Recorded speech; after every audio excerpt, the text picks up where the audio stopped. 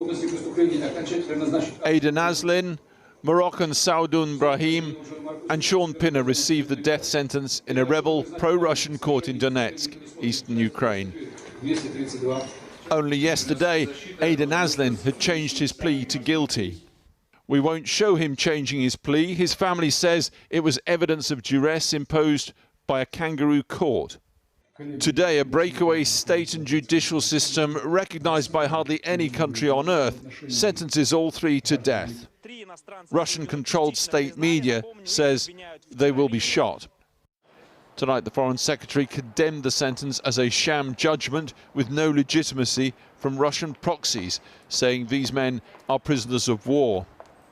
Well, I'm horrified by it. I think this marks a new low in this conflict. You know, we've got the law of armed conflict for very good reasons. It prevents a terrible, desperate situation becoming truly animalistic. And I sincerely hope that wise counsel will prevail upon people in this jurisdiction to ensure that the appeal that I understand the accused are going to file is upheld. This week, Russian state-controlled media has discussed whether these men should be shot, hanged or chopped up. Если можно было повесить Саддама Хусейна, можно повесить и этих. Зачем нам повторять это, если можно расстрелять? Вешать. Ну слушайте, ну что ж такое? Расстреливают военных, а вешают преступников. The UK's difficulty here is that raising official concerns is effectively recognising the courtroom and the regime. On the face of it, politically impossible. Sean Pinner is 48, from Bedfordshire, former British soldier married to a Ukrainian. He was nearing the end of a 3-year contract with the regular Ukrainian army, fighting mostly in and around the city of Mariupol. He spoke to us in the early days of the war. Obviously I have to be a bit quiet because there's an operations room just about 20 metres away. But this is big artillery, out of the norm. First time this sector. Catch you later. Aidan Aslin is 28 and from Nottinghamshire. His family says he joined the Ukrainian Marines in 2018, having previously fought with Kurdish forces against the Islamic State in Syria. He too fought mostly in and around Mariupol. The airstrikes are the biggest problem at the moment, and not because they're targeting us, it's because they're targeting like civilians indiscriminately. To the Russian authorities, they are foreign paid mercenaries. Ukraine insists they are regular soldiers and has the paperwork to prove it. Aidan Aslin's close friend Brendan Phillips spoke to us this afternoon from KYIV. I was anticipating a verdict that would be life imprisonment or the death sentence, but I do not believe that it will be carried out. Again, I think that they are more concerned with public opinion and optics, theatrics, than they are with any semblance of the rule of law. This is a stunt. Yeah, it's a stunt. Stunt or reality, it must now be added to the regular hazards of war fighting for those who would join the ranks of the Ukrainian army. Alex Thompson reporting. Well, Robert Jenrick is the MP for Mr. Aslin's constituency in Newark. I spoke to him a short time ago and asked him if he'd spoken to Aidan's family yet. I have. I've known Aidan and his family for a very long time. In fact, almost as long as I've been a Member of Parliament. They are such good people. They've been through a terrible ordeal. Today's news is the worst news imaginable for them. But they are strong. They're trying to support each other through this. And as their local Member of Parliament, all I can do is rattle cages and make clear to the Foreign Office that we're not going away. We need them to step up and to try to bring this to a resolution as far as one can. And is it right that Aidan was a care worker in your constituency before he moved to Ukraine? That's right. When I first met Aidan, he was a care worker in Newark in Nottinghamshire.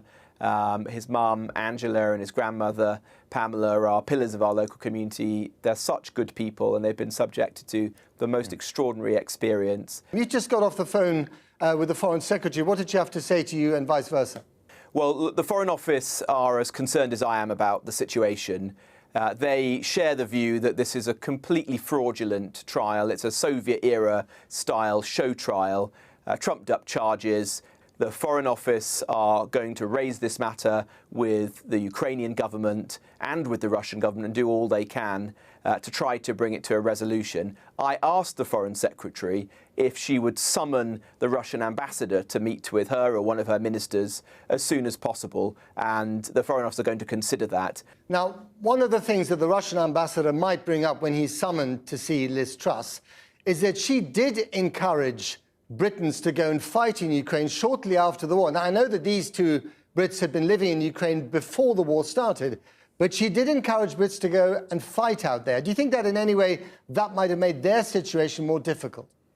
No, look, I wouldn't recommend to British citizens to go and fight in foreign conflicts. Obviously, it is an extremely dangerous, but Liz Truss did do extremely dangerous thing to do. But let's be clear about the situation here. These are two British citizens who were in Ukraine for personal reasons long before the invasion by Vladimir Putin. They joined the Ukrainian army before the invasion and were captured by Russia as perfectly normal members of the Ukrainian army. They should be being treated in accordance with international law and the Geneva Convention. Instead, they have been hooked out, put on this show trial, and now being subjected to this potential death penalty. So look, there is no justification. In fact, it would be outrageous for any of us here in the UK to give any credence to this process or to apologise for what's happened.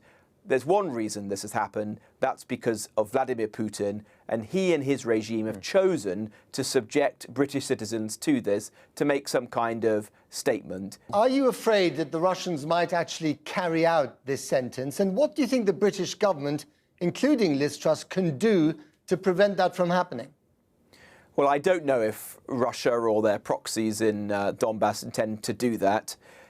It may well be that this is a way of gaining some leverage in order to gain a particular high-profile prisoner swap. I think the first thing that the British government can do is to speak directly to the Russian government via their ambassador and make clear that this is intolerable, that British passport holders should not be subject to this kind of extraordinary show trial and potential death penalty, and deliver that message as strongly as possible to Russia, who of course could call this off at a moment's notice if they wanted to. Robert Jendrick, thank you very much indeed. Thank you. Well, on the ground, there's been no let-up in the fighting for Ukraine's eastern Donbass region. According to the country's defense minister, around 100 Ukrainian troops are dying each day as they struggle to repel Russia's advance. Porrick O'Brien is in the southern port city, the beautiful port city of Odessa for us. Porrick. Yes, Matt, welcome to beautiful Odessa, and it still is just that. It's 100 days plus since this war started, and worth taking a little step back. I wanted to play you a clip of Vladimir Putin from today. He was addressing a group of young entrepreneurs in Moscow. They still exist in Russia, by the way. The clip is interesting on two fronts. First of all, Putin is describing this conflict in terms of an almost civilizational war rather than a special military operation, which is how he's described it in the past. But also, he talks about his vision for this conflict as being sort of 300 years old, which might go some way to explain why it's not going his way. Казалось бы, там воевал со Швецией, что-то отторгал. Ничего не отторгал, он возвращал. Вот. Ну, судя по всему, на нашу долю тоже значит, выпало возвращать и укреплять. So let's ask ourselves, what was Putin expecting 100 days plus into this war? I imagine he envisaged, you know, the Russian flag flying over Kyiv, over Kharkiv, over possibly Odessa. But instead, we are talking about the struggle for quite a small sliver of land in Luhansk around Severodonetsk. Remember, a region that his proxy forces owned about 50% of before the war. Yes, the battle in Donbass is bloody and fierce, but in terms of Russian progress, it is still grindingly slow and incremental. What would Peter the Great have thought? Porrick O'Brien, thank you very much indeed. Let's hope that Odessa stays that way, historic and beautiful. Well, joining me now is Sir Tony Brenton, who is a former British ambassador to Russia. Thanks very much for coming on the programme. When you look at the case of these two Britons and indeed the Moroccan who've been sentenced to death, do you assume that that sentence, although it was carried out in the Donbass region, in Donetsk, would have been coordinated with the government in Moscow? Well, I don't know about that. I mean, the Donbass region is a pretty shambolic place with a pretty brigandish type of administration. I do think, however, that the Russians can put a stop to this farce. And one of the clear messages we should be delivering to the Russians in our contacts with them is that what happens to these people, we will put down to them, and they won't want what is already a pretty nasty situation between them and the West to add this to their list of crimes. But do you think they'll listen to that? I mean, they're already suffering Western sanctions. They already feel like pariahs as far as they're concerned. They're already at war with NATO. This is not going to make much difference to their calculations, I would have thought. Well, sooner or later, they're going to have to make peace, and we're going to have to make peace, and there's going to have to be a deal. And it's a matter at that point of who has the bigger list of complaints to deal with. They will want, as I say, to find a way out of the mess they've gotten themselves into with this war, and adding an extra charge against them makes that little bit more difficult for them. I mean, we heard in Alex's piece how these two Britons are part of the kind of propaganda churn that is played out on Russian media, certainly on some channels, every day. Given that, does that worry you about their fate? I don't think they're likely to be actually executed. I think that everybody can see that that would be a very major blow to such prospects as there are of finding a way out of this mess. As I say, we should make it clear to the Russians that we regard them as being responsible for what happens to them, because of course we can't talk to the Donetsk People's Republic. We should also be talking to the Ukrainians, and we should be saying to them that as you work on exchanges of prisoners with the Russians, we very much hope, given our very firm support for Ukraine throughout this crisis, that they will place our people close to the top of their list. So there are various quite practical things that we could be doing, quite apart from the anger which our politicians are so eloquently expressing at the moment. And it's entirely plausible, I would have thought, that these two Britons and indeed the Moroccan could be used as pawns by the Russians, but for what? Well, that's a very good question. But again, the sort of area we're probably looking at is some sort of exchange of prisoners or oligarchs. Various Russian oligarchs are now in jail or suffering one way or another. I can see it turning into that sort of negotiation about exchanges of that sort. But we're not there yet. They have a month until they have to have appealed against their sentence.